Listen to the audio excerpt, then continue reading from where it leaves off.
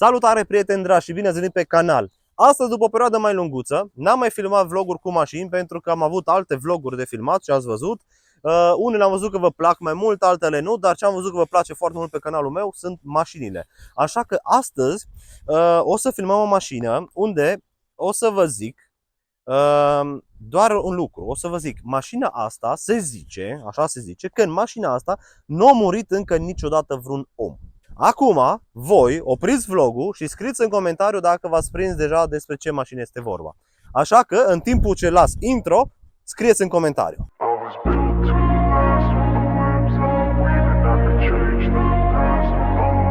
Este vorba despre acest minunat Volvo XC90. De ce stau acum așa? Pentru că, ce credeți?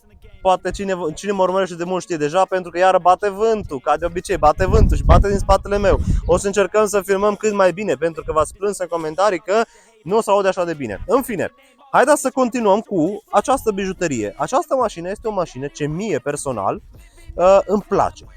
Dar în ce sens îmi place? Este o mașină care este pe lista primelor 5 mașini ce eu mi le-am dorit dintotdeauna sau mi le doresc.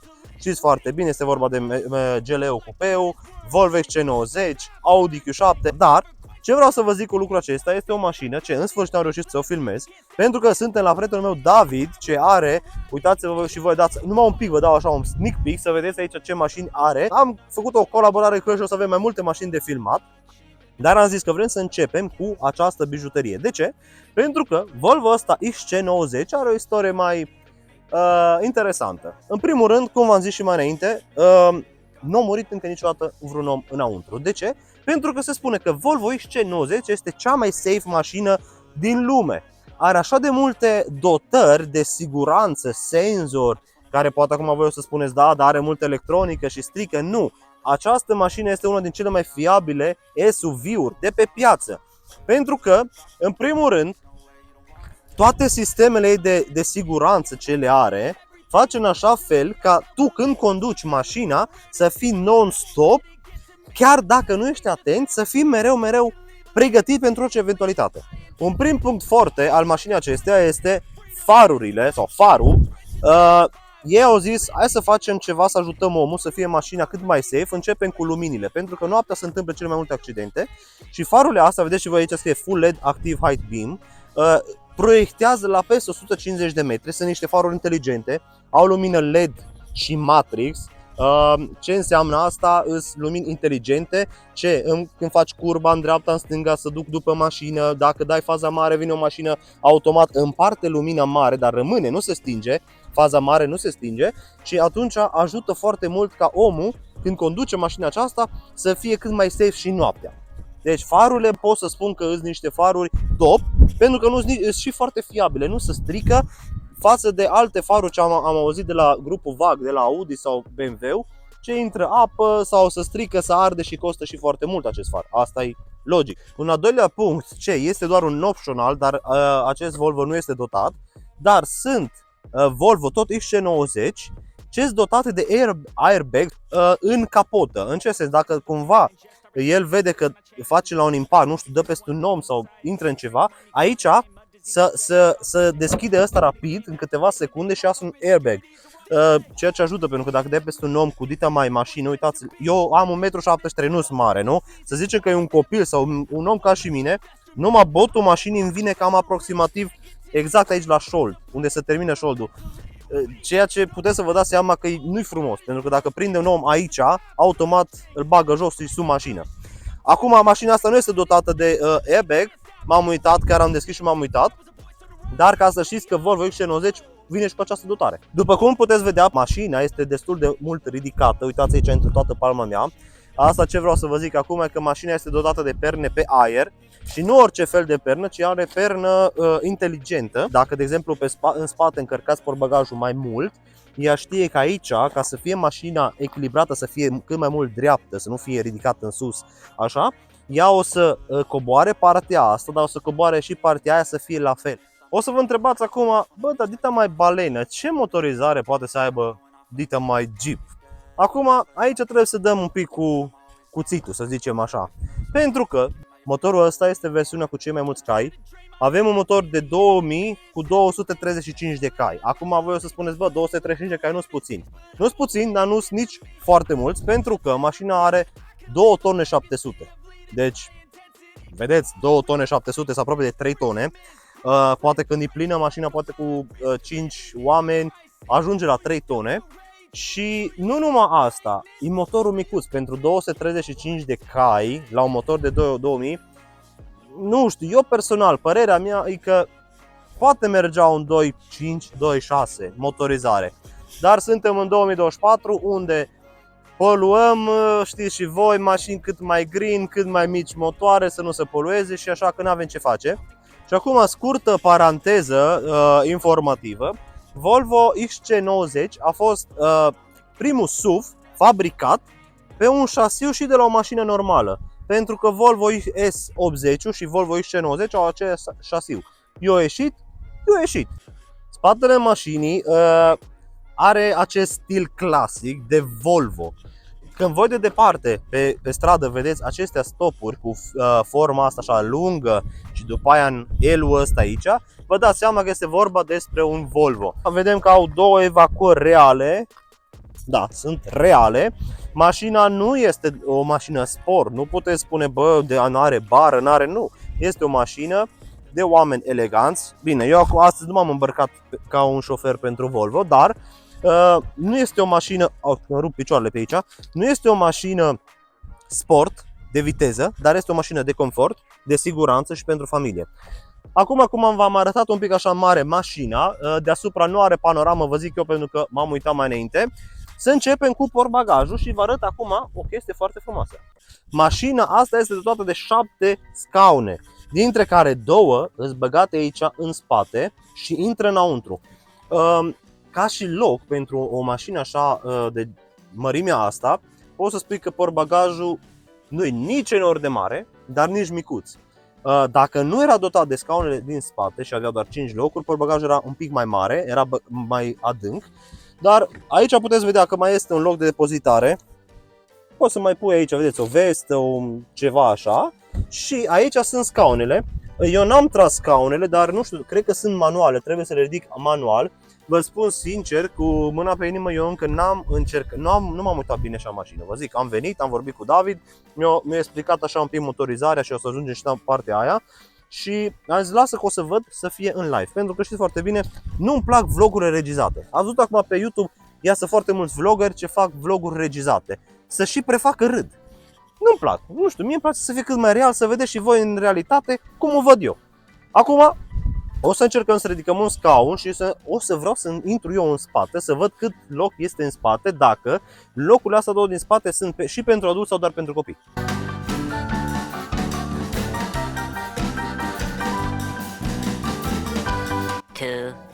Years later. Ne-am chinuit un pic pentru că v-am zis, nu am întrebat cum să deschid. În fine, le-am deschis pe amândouă, vedeți și voi, și acum o să încercăm să intrăm. Adică vă dau asta mai jos ca să puteți să vedeți și voi locul la picioare. Aici la picioare nu putem să spunem că avem loc de sărim pe aici, dar sper că încap papucii mei măcar aici. O să încercăm să intrăm ca să vă arătăm dacă merită sau nu merită această mașină. Uitați, mă pun acum aici. Ok. Ce pot să spun e că nu vreau să mint. Locurile sunt destul de înghesuite. O să iau eu camera acum să vă arăt un pic cum stau aici în spate. Dar vă zic de acum, dacă trebuie să faceți un drum din ăsta mai scurt, nu e rău. Hai că vă arăt acum. Vedeți și voi aici cum stau mie picioarele. Ok, pentru un copil e super ok pentru un copil, dar pentru un om adult nu pot să spui că poți să stai în spate super ok. Dar, bă, pentru, dacă nu știu, trebuie să duci rapid pe cineva, nu e rău. Locurile din spate, aici dați cezarului ce este al cezarului. Locurile din spate sunt locuri de lux, pentru că, uitați-vă voi aici, aveți loc să stați, să dormiți, scaunele super confortabile, avem încălzire în bancheta din spate. Bine, acum nu vă mai zic că mașinile astea, cam toate Volvo-urile vin în piele, dotate de piele. Nu am văzut în viața mea un Volvo XC90 cu scaunele de stofă. Poate sunt de material, poate eu nu le-am văzut niciodată. Dar în schimb, ce nu are Nu vedem că avem aici reglare de climă, nu avem absolut nimic, este un pic cheală pe chestia asta. O cotieră nu-i mare, pentru că acum am văzut și eu, nu mi se pare o cotieră foarte lată și impunătoare, dar e o cotieră subțire ce are două capoldere, ce asta așa în mod frumos, vedeți în sus. Da, dacă vreți să pui aici un suc sau ceva, aveți capoldere măcar în spate. Îmi place foarte mult pentru că scaunele sunt foarte moi, comode și nu știu, parcă e o plăcere, parcă să stai în spate. Eu de-aș avea mașina asta, aș sta chiar mai mult în spate. Pe locurile din față începem cu o chestie negativă și trebuie să le dăm așa frumos în cap. Pentru că nu-mi place o chestie. Au făcut scaunele astea așa frumoase, uitați cum e aici concave, vedeți? Intră înăuntru și aici așa te închid ca să poți să stai țapă pe scaun. Dar, ce văd? Au reglajul ăsta automat, vedeți, se ridică în sus. Vedeți, se ridică scaunul acum în sus, se dă mai în jos. Aici ai rotița asta cu lombarul, vedeți că se umflă lombarul. Da, se umflă lombarul, uitați acum se apasă înăuntru. Dar, ca să dai în față, în spate, scaunul e manual. De ce? De ce să faci una ca asta? Eu nu mă întreb, de ce să faci una ca asta? Îl faci jumate electric, jumate manual. De ce? O stricat-o pe chestia asta. Deși au aici, vedeți, stegulețele lor de Suedia, ca să fiți siguri, vedeți că mașina asta este suedeză. Dar nu știu, o stricat. De ce să faci scaunul jumate electric, jumate manual? Ce este această cărămidă? Este cheia. O cheie, nu știu, tot pe o parte wow, pentru că n-ați mai văzut sau poate nu vedeți fiecare zi o cheie așa. Dar nici o cheie care zici, băi, ceva ultra modern, wow, cu chestii touchscreen pe ea, poți să faci, nu știu, poți să faci de mâncare cu cheia asta. Nu. Este o cheie drăguță, cam prea mare pentru gustul meu, pentru că mi se pare prea, să ai așa ceva în buzunar, mi se pare prea mare, dar are farme cu ei, pentru că, nu știu, vedeți, n-are nimic pe ea și tot ce are, orice buton e pe lateral. Vedeți, închidere, deschidere, portbagaj și asta este alarma, activare sau dezactivare de alarmă. Ce pot să dați-vă și voi cu părerea în comentarii, scrieți și voi acolo dacă vă place cheia asta sau nu, dacă sunteți pro sau contra. Consola, în primul rând, centrală este dotată de două cup holdere și aici îi loc de depozitare, cred că pentru cheie, da, exact, pentru cheie. Totodată aici se și încarcă cheia, vedeți și voi, aici așa se încarcă automat. Dacă mă întrebați pe mine, aș fi făcut invers, să fie aici încărcarea cheiei, pentru că normal aici e locul. Dacă eu am sucul aici, nu pot să încarc cheia, dar în fine. Frână de mână automată, stop aici automat. Și lucru pozitiv, ce mie îmi place, este că acest loc de depozitare și cup holderele astea sunt închise, dacă vrei să le ții închise, pentru că pare mai frumos. Start-stop-ul, vedeți și voi că nu se pornește, nu apeși pe el, vedeți? Uitați-vă, are cristalele astea faine aici, seamănă un pic pe cristalele de la Swarovski de la BMW. Dar start-stop-ul are într-o parte. Aici avem clima, clima este toată digitală, nu avem nimic manual, dacă nu merge ăsta nu aveți climă. Dacă vi se strică ăsta, vara nu puteți umbla cu mașina. Văd că touchscreen-ul este foarte frumos, eu acum nu mă pun un pic cu buricul degetului și chiar el merge, nu se blochează, este ok. Aici avem toate astea, parc asistent, senzor de parcare, modalitate Eco, aici puteți să puneți frâna din motor, pentru că mașina este SUV, ESP-ul, start-stop activat, deactivat și multe alte chestii care cred că merg doar dacă pornești mașina, exact, vedeți și voi aici, lane, keeping aid, cross traffic alert, astea sunt toate senzori pentru a ajuta șoferul și a evita niște accidente, pentru că v-am zis, mașina este foarte, foarte safe. Un alt lucru, volanul este în piele, cu comenzi pe volan manuale, nu sunt touchscreen, deși black-ul ăsta lucios aici, negru lucios, dă impresia că sunt touchscreen, dar nu sunt touchscreen, ci tu apeși pe buton, vedeți, se apasă aici. Bordul este full digital, haideți să vă arăt și eu aici. Avem ceasurile digitale, nu mai sunt ale analogice, vă arată orice ușă ce este deschisă, vă arată ce scaun este ocupat și cam așa este view de la volan. Vedeți că aici lumini nu este, ci doar intensitatea de la lumină. Aici s-a aprins luminile, ca la mașinile alea mai vechi, dar nu știu de ce le-au pus aici. Dar da, volanul și cum să stă la volan e plăcut. Vedeți și voi aici oglindă fără ramă, ceea ce îmi place mie. Și un alt lucru ce pot să vă zic e că butonul de SOS a fost inventat și scos pe piață exact de Volvo. De ce? Pentru a fi în siguranță. Vreau să văd dacă mașina asta are, stați așa, nu, am vrut să văd dacă are prelungire de solar, care poți să scoți în afară, parasolarul, dar nu-l are. Așa că nu mai stăm acum mult pe gânduri și mergem la un test drive. Începem cu ne pune centura de siguranță, dacă tot este vorba despre siguranță în mașina asta. Punem lavaliera aici așa, ca să ne auzim. Și astăzi este o zi memorabilă pentru mine, pentru că este prima oară ce conduc mașina aceasta. O să scriu pe calendar, pentru că dintotdeauna mi-am dorit o mașină ca și asta. Vă mai zic, mașina este de vânzare, am doar 64.000 de kilometri și prețul acestei mașini este de... Vă zic sau nu vă zic? Să-i zic sau nu să-i zic? Este de 50.000 de euro mașina asta. Pentru cine e interesat sau își dorește această mașină și este în zona de Viena sau prin Austria, poate scrie la comentarii, luăm legătura și putem să ne organizăm.